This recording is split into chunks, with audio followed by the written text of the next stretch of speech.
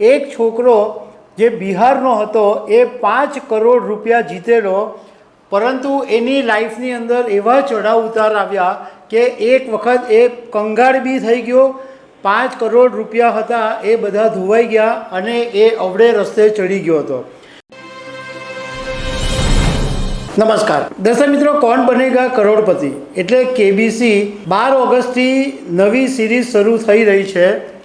પણ આજે અમે તમારી સાથે એ વાત કરીશું કે 2011માં કેબીસીના આ શોની અંદર એક છોકરો જે બિહારનો હતો એ 5 કરોડ રૂપિયા જીતેલો, પરંતુ એની લાઈફની અંદર એવા ચઢાવ ઉતાર આવ્યા કે એક વખત એ કંગાળ બી થઈ ગયો. 5 કરોડ રૂપિયા હતા એ બધા ધોવાઈ ગયા અને એ અવળે રસ્તે ચડી ગયો હતો. પરંતુ સમય સંજોગે પાછો આ યુવાન સાચા રસ્તા પર આવી ગયો અને આજે ટીચર બની ગયો છે. તો આ 5 કરોડ જીતનારા યુવકની આ જે સ્ટોરી છે એના વિશે હું તમારી સાથે વાત કરીશ. મારું નામ રાજેશ શાહ છે અને તમે જોઈ રહ્યા છો ખબર છે.com. દર્શક મિત્રો, કેબીસી એટલે કોણ બનેગા કરોડપતિ આખા દેશમાં સૌથી જાણીતી રિયાલિટી શો છે, જેને અમિતાભ બચ્ચન હોસ્ટ કરે છે, એ બધા જાણે જ છે. 2011માં જો તમને યાદ હોય તો એક છોકરો જે બિહારનો હતો એનું નામ હતું સુશીલ કુમાર.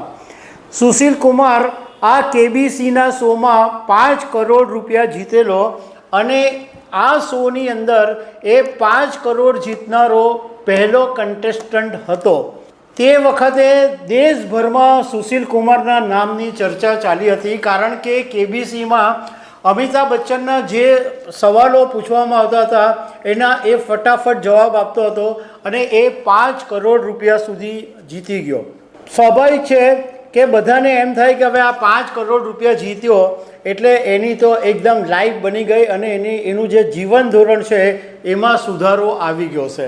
પરંતુ સુશીલ કુમાર એણે પોતાના ફેસબુક પોસ્ટ ઉપર વાત લખેલી કે 2015-16નો એનો જે સમય હતો એ એકદમ ખરાબ સમય હતો અને પોતાની પાસેના જે પૈસા હતા એ સાવ બધા ખલાસ થઈ ગયા હતા, એ સાવ કંગાળ થઈ ગયો હતો. એણે પોસ્ટમાં એમ લખ્યું કે જ્યારે હું 5 કરોડ રૂપિયા જીતો એટલે હું બિહારની અંદર એક લોકલ સેલિબ્રિટી બની ગયો હતો.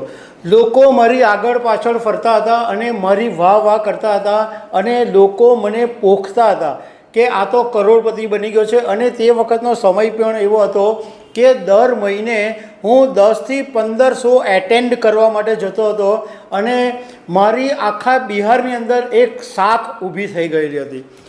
પરંતુ થોડા સમય પછી એવું બન્યું કે મારા અને મારા પત્ની વચ્ચે ઝઘડાઓ શરૂ થઈ થવા માંડ્યા અને મારી પાસે જે પૈસા હતા એમાંથી હું ગુપ્ત દાન પણ કરતો હતો અને ઘણા બધા લોકોને મેં દાનના પૈસા પણ આપ્યા.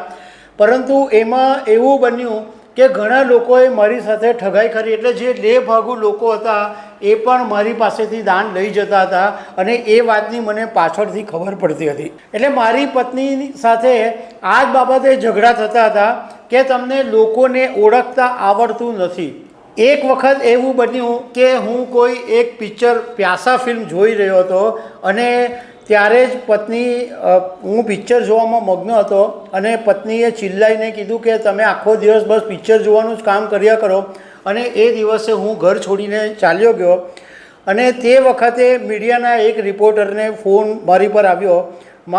હું સેલિબ્રિટી થઈ ગયો હતો એટલે ઘણા બધા મીડિયાના લોકો પણ મારી સાથે વાત કરતા હતા. તો એમાં એક રિપોર્ટરે મારી સાથે વાત કરી તો મારાથી તે વખતે એવું બોલાઈ ગયું કે મારા જે પૈસા હતા એ બધા હવે ખર્ચાઈ ગયા છે અને હું સાવ કંગાળ થઈ ગયો છું અને મારી પાસે જે 2 ગાય છે એ 2 ગાયનું દૂધ વેચીને હું મારું ગુજરાન ચલાવું છું.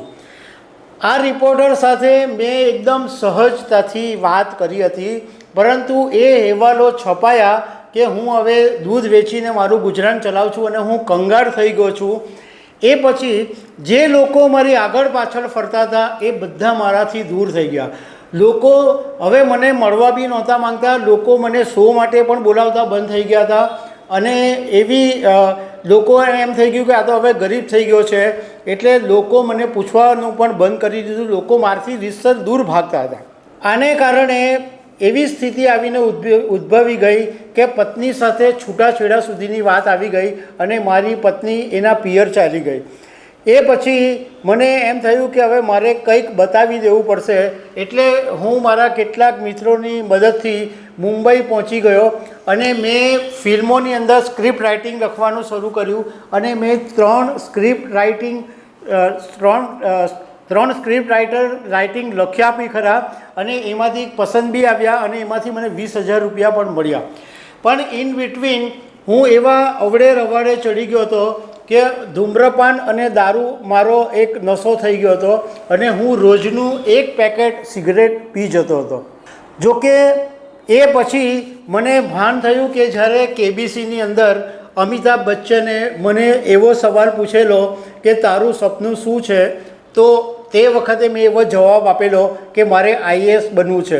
પરંતુ આ 5 કરોડ જીત્યા પછીની જે ચક્કાચોંધ હતી એમાં મારું ભણવાનું બિલકુલ છૂટી ગયું હતું. હું મુંબઈ ગયો ત્યારે મને આ વાતનું ભાન થયું કે મારે કામ લોકોની સેવા કરવાનું છે, મારે IAS બનવાનું છે, મારે ઘણા બધા એવા કામ કરવાના છે. તો એ વખતે મારું મન મક્કમ કરી અને 2016 પછી મેં પહેલાં દારૂ છોડી દીધો અને સિગરેટ પીવાનું પણ છોડી દીધું.